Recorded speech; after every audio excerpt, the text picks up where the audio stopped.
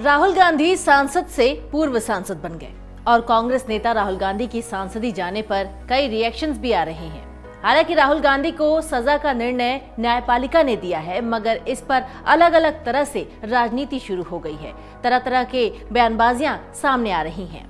इस फैसले को लोग बीजेपी से जोड़कर देख रहे हैं।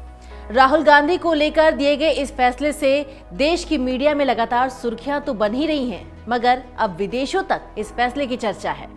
विदेश में जब राहुल गांधी ने अपने देश और सरकार के लिए जो बयानबाजियां दी, उसके बाद कई दिनों से विदेशी मीडिया भी एक्टिव हो गई है। जब राहुल गांधी के खिलाफ कोर्ट ने 2 साल की सजा सुनाई और उसके बाद उनकी सांसदी गई, तो इन खबरों को दुनिया भर के मीडिया संस्थानों ने छापा और दिखाया। मीडिया संस्थान राहुल गांधी से जुड़े इस मामले को लगातार कवर कर रहे हैं। कई विदेशी मीडिया राहुल गांधी के साथ साथ अडानी विवाद, विपक्षी नेताओं के खिलाफ जांच, एजेंसियों की कार्रवाई और भारत जोड़ो यात्रा को भी कवर करने में लगे हैं। और इस फैसले को 2024 में होने वाले लोकसभा चुनाव और 2023 में होने वाले विधानसभा चुनावों से जोड़कर देखा जा रहा है। विदेशी मीडिया में आई खबरों में कांग्रेस, अन्य विपक्षी दल और बीजेपी के बयानों को भी जगह दी गई है। तो चलिए आपको इस रिपोर्ट में बताते हैं कि कौन कौन सी विदेशी मीडिया हैं और उन्होंने राहुल गांधी के लिए क्या क्या लिखा है। विदेशी अखबार द गार्डियन लिखता है कि भारत के विपक्षी नेता राहुल गांधी को मानहानि मामले में सजा मिलने के 24 घंटों के बाद संसद से निष्कासित कर दिया गया। और इसमें लिखा है कि राहुल गांधी तुरंत जेल नहीं जाएंगे क्योंकि उन्हें जमानत मिल चुकी है। अगर उच्च न्यायालय उनकी सजा पर स्टे लगा देता है तो वो लोकसभा सदस्यता के लिए फिर से योग्य हो जाएंगे। राहुल गांधी की लोकसभा सदस्यता जाने के बाद उनके संसदीय क्षेत्र वायनाड में उपचुनाव भी हो सकते हैं। उनका राजनीतिक भविष्य धुंधला हो गया है।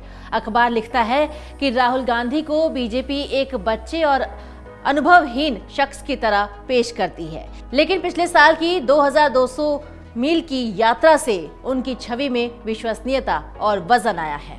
वहीं भारत में पार्टी के बाहर कई लोग इस बात से उलझन में हैं कि साल 2019 के आम चुनाव में 539 में से 233 सांसदों के खिलाफ आपराधिक मामले होने के बावजूद राहुल गांधी ही अयोग्य कैसे हो गए। दूसरी बात करते हैं अमेरिकी अखबार न्यूयॉर्क टाइम्स का। इस अखबार ने लिखा है कि राहुल गांधी ने 4 साल पहले पीएम नरेंद्र मोदी को चुनौती दी थी। उन्होंने पीएम मोदी को भारत की बहुसंप्रदाय की परंपरा को खत्म करने वाला हिंदू राष्ट्रवादी नेता बताया था, जो देश के लोकतंत्र को खत्म कर सकता है। शुक्रवार को मोदी के सहयोगियों ने उनका ये काम पूरा कर दिया। अधिकारियों ने कोर्ट के राहुल गांधी को दोषी मानने के एक दिन बाद ही उन्हें संसद से अयोग्य करार दे दिया। देश में अगले साल आम चुनाव होने वाले हैं और मानहानि का ये मामला राहुल गांधी और कांग्रेस को सालों की कानूनी लड़ाई में फंसा सकता है। अखबार के मुताबिक पीएम मोदी के संभावित प्रतिद्वंदियों को मात देने के लिए उनके सहयोगियों ने ये सबसे बड़ा कदम उठाया है और विरोध की आवाज के खिलाफ कार्रवाई की है। अब बात करेंगे अमेरिकी अखबार वॉशिंगटन पोस्ट। इसमें लिखा है कि राहुल गांधी खुद को पीएम मोदी का मुख्य प्रतिद्वंदी मानते हैं, लेकिन उनकी पार्टी कांग्रेस का पिछले 2 आम चुनाव में खराब प्रदर्शन रहा है। वो हाल के महीनों में भ्रष्टाचार का मुद्दा उठाकर और मोदी सरकार पर भारत के लोकतंत्र की छवि बिगाड़ने का आरोप लगाकर मतदाताओं को लुभाने की कोशिश कर रहे हैं। पिछले साल राहुल गांधी ने एक लोकप्रिय एकता मार्च निकाला था और मोदी सरकार पर देश को बांटने का आरोप लगाया था। विपक्ष पीएम मोदी की राजनीतिक पार्टी यानी बीजेपी को हाल के सालों में मुसलमानों और अन्य अल्पसंख्यकों के खिलाफ हेट स्पीच और हिंसा को बढ़ावा देने का दोषी मानता है। हालांकि बीजेपी इन आरोपों से इनकार करती है और उनके समर्थक कहते हैं कि गुजरात में एक चाय बेचने वाले के बेटे ने देश की स्थिति में सुधार किया है। चौथा नंबर आता है radio France international media company का, जिसने इस खबर को प्रकाशित किया है और लिखा है कि राहुल गांधी को मानहानि मामले में सजा मिलने के अगले दिन भारत की संसद से निष्कासित कर दिया गया। मोदी सरकार पर आलोचकों को निशाना बनाने और उन्हें चुप कराने के लिए कानून के इस्तेमाल करने का आरोप लगाया जाता है।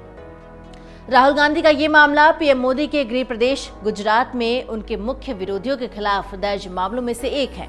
कांग्रेस का आरोप है कि राहुल गांधी को संसद के अंदर और बाहर निडर होकर बोलने के कारण ये कीमत चुकानी पड़ी है। वहीं बीजेपी का कहना है कि राहुल गांधी बार बार ऐसे बयान देते हैं और सोचते हैं कि वो कुछ भी कह सकते हैं क्योंकि उनके खिलाफ कुछ नहीं होगा। अब 5वां नंबर आता है कतर की मीडिया कंपनी अल जजीरा का। अल जजीरा ने शीर्षक दिया है, भारत के राहुल गांधी संसद से अयोग्य हुए। कांग्रेस प्रवक्ता पवन खेड़ा ने अल जजीरा से बात करते हुए ये कहा है कि पार्टी इसे कानूनी और राजनीतिक तौर पर लड़ने के लिए पूरी तरीके से तैयार है। हम जनता की अदालत में हैं और जहां तक कानूनी विकल्प की बात है तो हमारे कानूनी सलाहकार इसे देख रहे हैं। अखबार लिखता है कि राहुल गांधी कभी भारतीय राजनीति में प्रभावी रही कांग्रेस का लोकप्रिय चेहरा है। वो भारत के सबसे प्रसिद्ध राजनीतिक परिवार से आते हैं और भारत के पूर्व प्रधानमंत्री जवाहरलाल नेहरू के पोते हैं, लेकिन उन्होंने मोदी के चुनावी रथ और देश के हिंदू बहुसंख्यकों में उनकी राष्ट्रवादी अपील को चुनौती देने के लिए संघर्ष किया है। इसके अलावा भी कई विदेशी मीडिया ऐसे हैं जो कि राहुल गांधी को कवर कर रहे हैं, जहां राहुल गांधी और उनकी सांसदी के चर्चे हो रहे हैं। इसके अलावा अडानी विवाद, विपक्षी नेताओं के खिलाफ जांच एजेंसियों की कार्रवाई, भारत जोड़ो यात्रा का भी जिक्र किया गया है और लगातार इन खबरों को विदेशी मीडिया छाप रही है, दिखा रही है। डाउनलोड करें अमर उजाला ऐप और पाएं खबरें लगातार। अगर आप ये वीडियो YouTube पर देख रहे हैं तो हमारे चैनल को सब्सक्राइब करें और बेल आइकन को दबाना ना भूलें। अगर आप Facebook पर ये वीडियो देख रहे हैं तो हमारे पेज को लाइक करें।